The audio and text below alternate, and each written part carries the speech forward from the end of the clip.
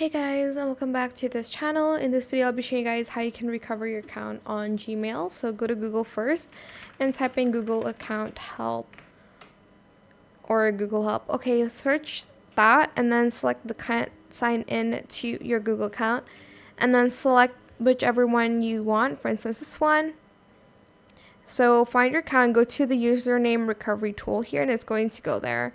And then you are going to need a phone number or recovery email address for the account, the full name on the account, confirm it's your account.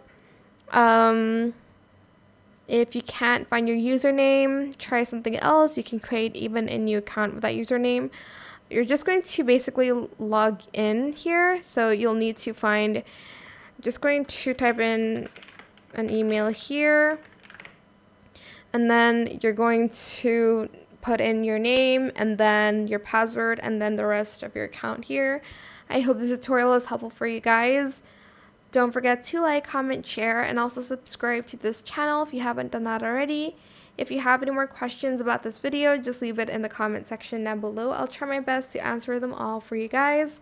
And if you found this video helpful, please click the thanks button as well. That is it. Thank you so much for watching. Bye.